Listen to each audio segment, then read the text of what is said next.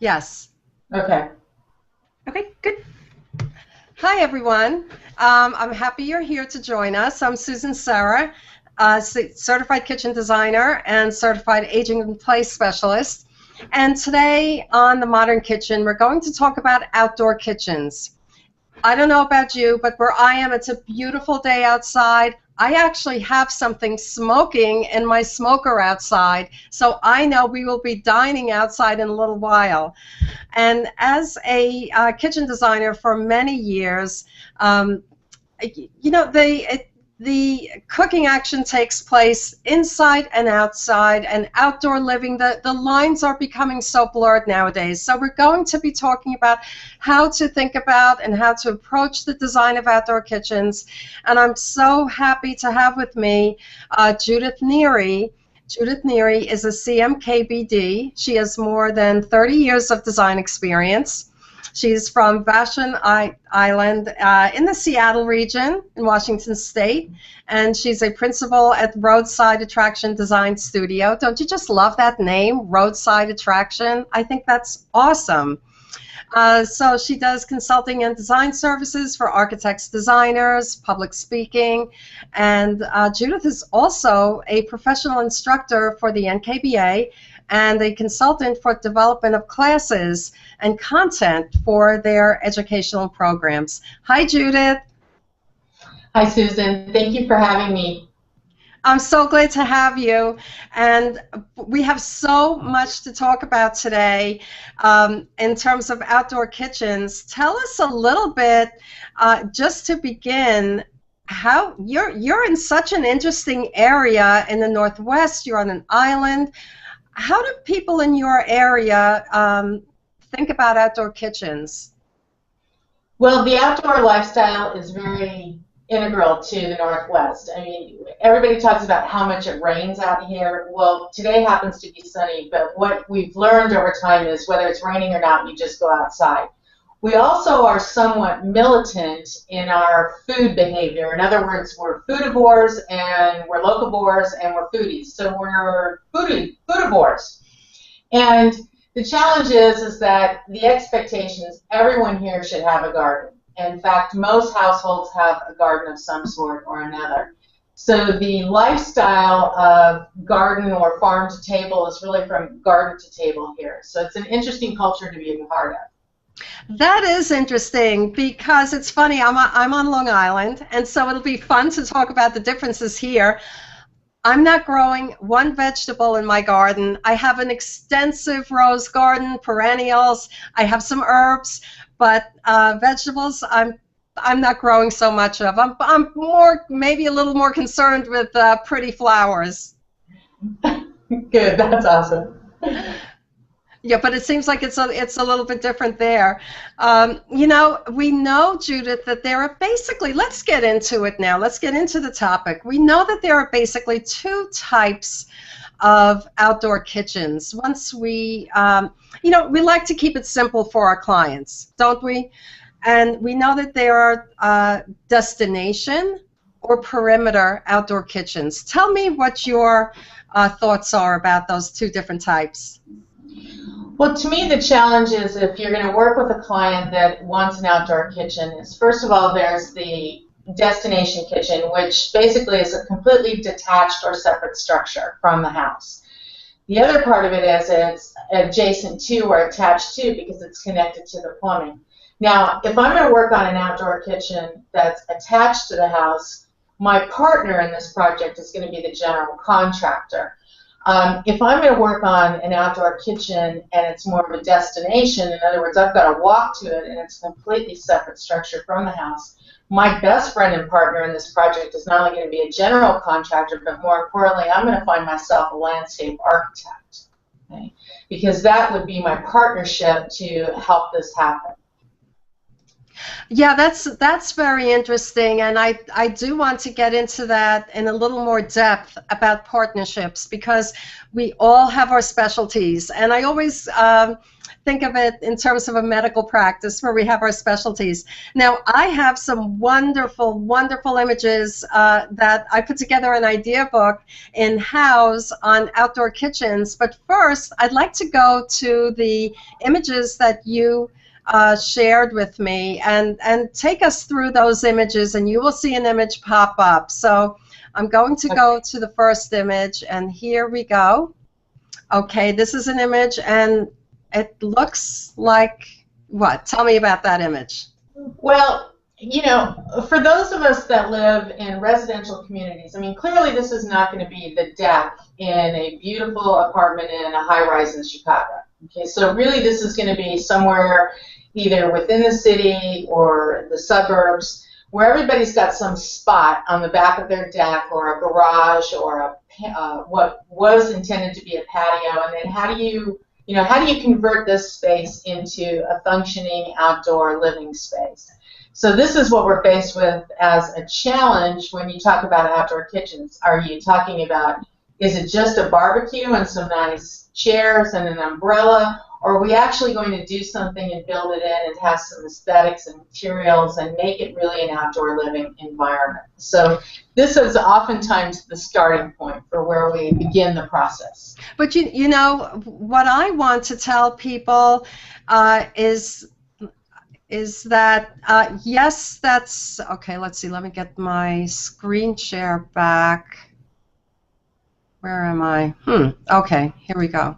Yep, okay, sorry about that. What I want to tell people is that when we go into our kitchens and we design indoor kitchens, I will bet you that people are not quite as intimidated because there is a kitchen in place. My guess is, as a kitchen design professional, for those who have not ventured into the outdoors, who are kitchen design professionals, they may look at this and say, forget it. There's nothing here. Forget it. You know, who knows where to begin? But it's good to have a blank canvas too, don't you think? Well, it is, and what can be intimidating in this design process is, well, I don't have a location for plumbing. Where does the electrical go, and how do they cook? So how you cook on the outdoors is going to be different than the indoors. And people that are, how should I say, well, focused foodies on the outdoor cooking experience, particularly the grilling experience, just through the process of talking to them, they're going to tell you all about their wants and needs. So as a designer, stepping from the inside of the building and going to the outside of the building, the things that you could focus on to help move the project along are maybe materials that are appropriate to the outdoor environment, and those may be dictated by regional differences.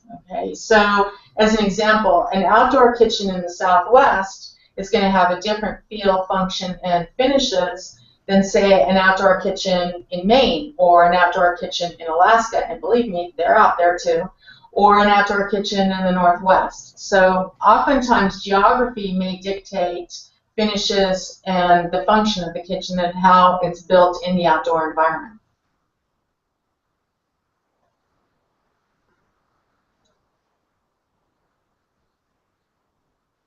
Did I lose you?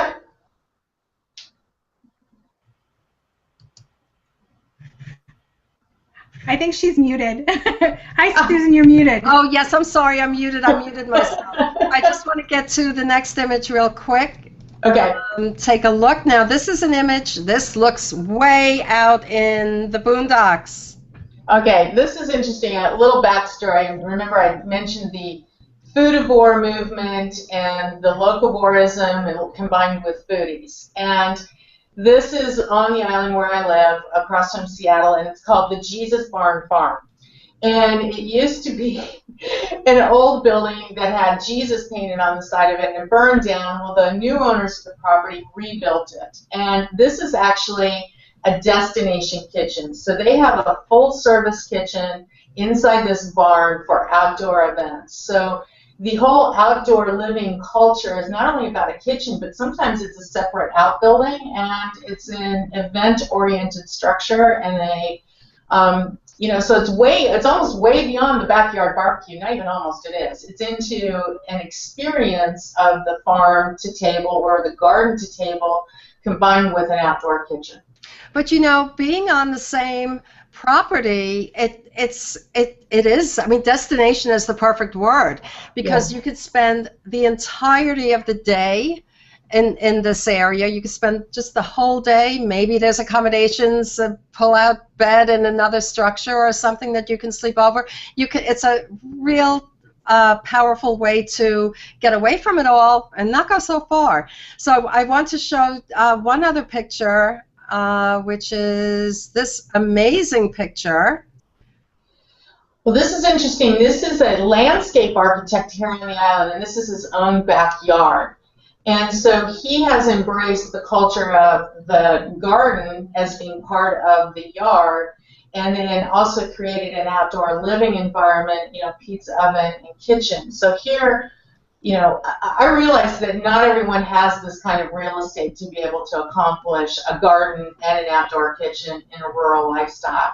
And I mean, Susan, you and I joked about this. We're basically two island girls separated by a continent, and so you have a different sort of outdoor kitchen experience in your neighborhood than I do here in mine. But again, it's that concept of the food to the table, and the outdoor kitchen is really probably a very undeveloped business model for a lot of us, and it's right in our own backyard.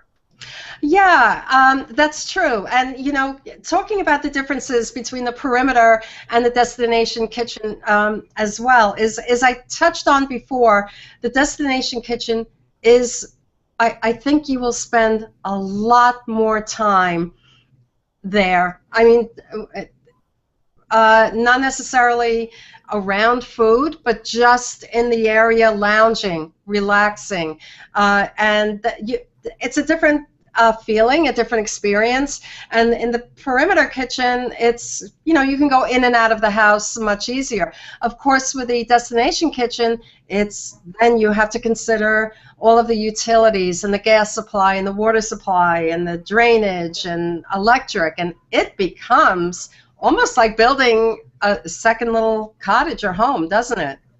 It does, and oftentimes, if it is a separate building altogether, it is considered an additional structure or unit, and sometimes residential properties may not be able to have that type of installation as a separate building because of all the plumbing and the electrical that needs to go along with the construction. So there's definitely a difference between the outdoor barbecue and the outdoor kitchen.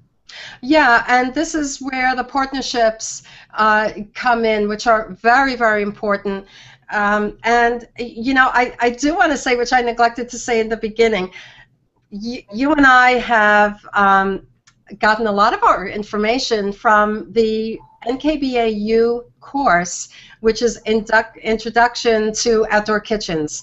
And that course, it's a little course that you take online. There's a CEU available for it, and it gives you a wonderful overview toward the fundamentals of becoming confident in thinking about designing an outdoor kitchen. And this is what I want to express to kitchen design professionals, that if you can design an indoor kitchen, you have the skill set to design an outdoor kitchen. You just, of course, need those partnerships become so important, but I don't see a tremendous difference functionally. Do you? I mean, don't you think the skill set that is similar?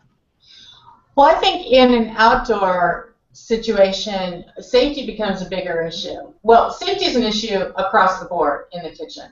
And that's one of the challenges that we face as designers, is making sure that we have a safe environment for the homeowner.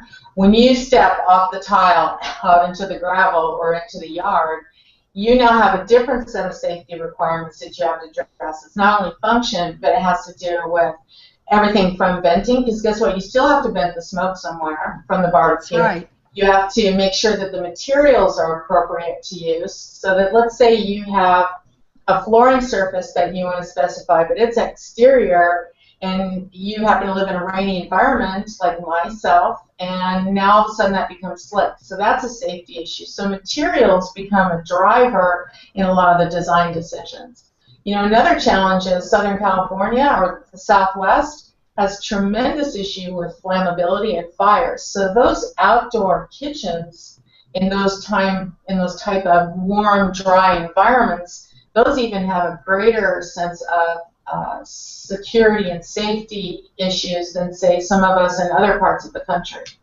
That's such a good point you bring up, Judith, because we also have to consider different regions of the country. You have to consider where are you located in terms of wind, in terms of heat, in terms of sun and shade, and how often you realistically think you'll use it. You have to consider how many people you think will use it. How many people do you want to accommodate in the kitchen? Now, I have some really wonderful images of kitchens I'd like to flip through, get us all excited and inspired. So wait till you see a few that I've put together, and you can go ooh and ah, or tell me what you like or don't like. Let me see where this is now. Thank God you're a multitasker. Okay, there we go. Okay, now look at this, Judith. We have some beautiful this is unusual. You don't usually see an outdoor kitchen like this, but there's this beautiful colored tile and a long countertop and even a red hood to the cooktop range hood, barbecue hood. Isn't that cool? That's gorgeous. I mean, you can't see the context of the entire kitchen, but I had to take it out. Here's another one. Now this looks this may not even be a perimeter kitchen. I mean, this could be its own structure. You see the pool there? Yeah, who knows? It could be either. You're right. If this is an attached, I want to see the rest of the structure. I know. There we go. Here's a modern interpretation, and it's a seamless sort of look from the indoors to the outdoors. I think that's pretty cool. I think that's very cool. Now here's one. I love this type. We have the beams on top and gorgeous blue tile in the back. What do you think about this one? Well, this is incredible in that the designers are mixing, rustic chic along with contemporary gloss finishes. And in your previous session with Sarah, she talked about some of those contrasting materials. And one of the things that's amazing about outdoor kitchens, or even being able as a designer to move to the outside, is maybe some materials that you wanted to use in an interior application weren't appropriate or may have been too overwhelming, but in an exterior application, they're completely appropriate due to scale, color, whimsy. I mean, I'm looking at some of these things, and as a designer, I love to accessorize, and there's some pretty good opportunities for yard art there. Yeah, there sure is. I'll tell you, you do have to be careful about products, and will they be sheltered? Will they not be sheltered? The properties, performance properties. There's a new product called you may have heard of Decton, which is from Cosentino, and that is an opportunity to have the same material indoors and outdoors, whether it's a countertop or flooring, and it's made specifically for outdoor applications. So that's a cool product. Now here's one that's kind of off to the side. Certainly a very big venue, very big building, but it's kind of tucked away. So it's not this is what we see according to the personality of the cook. Either they're front and center in the stage, or maybe it's hidden a little bit. So that's interesting. That in that particular situation, it may have been the best place to locate it based on existing plumbing that was in the house. So they got their wish for an outdoor kitchen or an outdoor space, but maybe we're able to tie into some existing electrical and plumbing. That's a good point. And who wouldn't want an outdoor kitchen in this? This looks to me a little bit like your kind of vibe down in Washington State. Lots of water, yes. Lots of water, yeah. I actually do. I'm on the North Shore of Long Island, so I have lots of water too. Here's an interesting shape, and it's a sort of an organic, friendly sort of shape. You know, anytime you have circles and curves, it's you know, it's party time. There's another one. Now this is nice. What do you think of this one, Judith? We have the pergola. I love. Who doesn't love pergolas? Well, you know what may be a challenge for some designers is we're so used to working within the kitchen for basically 6 walls, between the 4 walls, the ceiling, and the floor. And now when you move to the outside, you have the opportunity to expand to an architectural scale. And oh my God, there's no wall cabinets here. What are you going to do? So that's when you start rethinking how you place things. So in a sense, this is not only a completely different design application, but as a designer, we have to sort of rethink what our habits are. I mean, we see a wall space, we throw cabinets on it. Here we have an opportunity to embrace maybe architectural features and elements and integrate those into our design. And that goes back to that partnership. This is a general contractor, a landscape architect, and maybe on occasion, depending on our skill sets, maybe we're going to resource an architect to help us through it as well. Yes, you're absolutely right on that. I think the partnership is it's critical, and it's critical at the early stage. And I've always, whenever I've done my own designs, I've always wanted the blessing of this professional or that professional, so that I can, before I get too excited about it. So I think it's particularly important in outdoor kitchen. Are we looking at a flat screen TV here? Am I seeing that right? Oh, look at that. I didn't even notice that.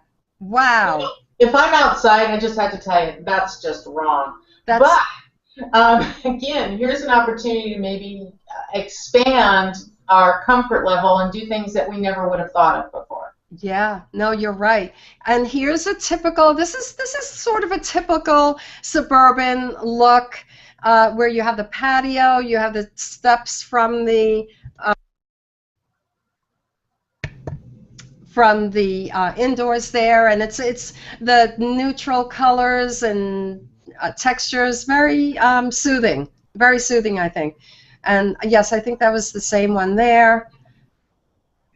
Yep, here's another one. Now, appliances can go into cabinets. They can be surrounded by stone. They can. How else do you see storage? And how much storage would you think should be planned for?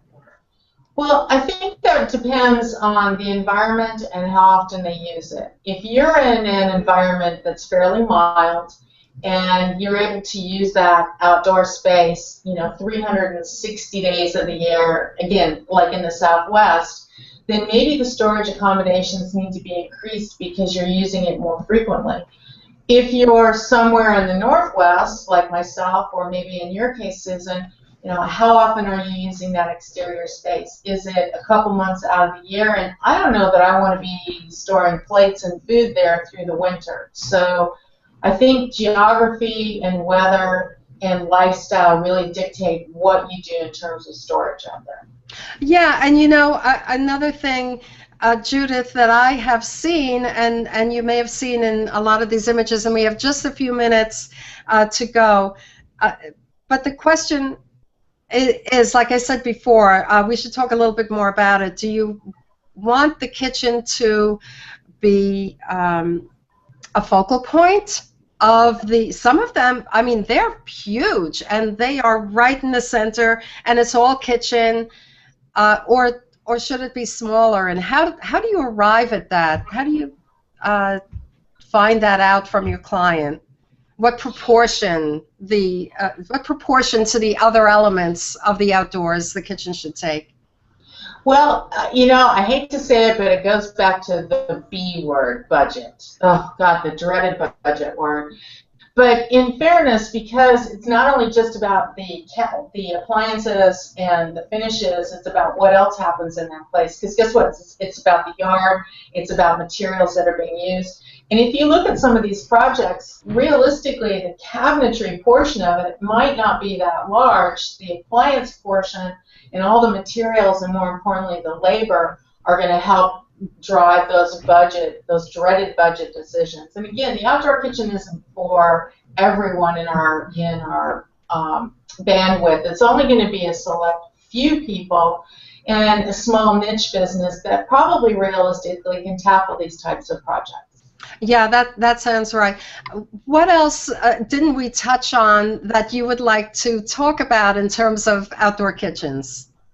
Well, I guess in hindsight, it's like if you live in Vancouver, British Columbia, and you're in a high-rise and your outdoor kitchen is your 3-by-6 foot deck, okay?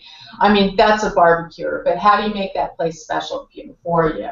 If you live in a suburb and have the opportunity to expand into the living environment, you know, how do you do that and blend it to your home and have it adapt to your lifestyle so that it's a comfortable place? Think about it. We all started back in a cave millennials ago where everybody's living around the open hearth, and I find it very interesting that as a culture, we look now to that open hearth or that outdoor experience and communing as a family, not only that, but also in our inside lifestyle in our kitchens. So we're also just taking that, moving it outdoors. I think you're right, and I'll be enjoying my smoked brisket tonight.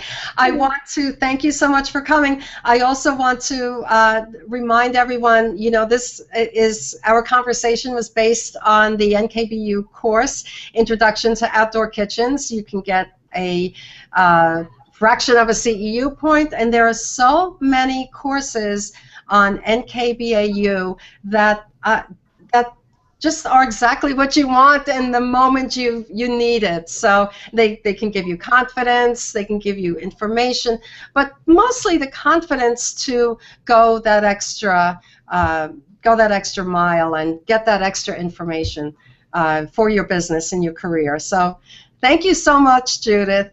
Thank you for having me, Susan. I appreciate it. See you next time, everybody. Thank you.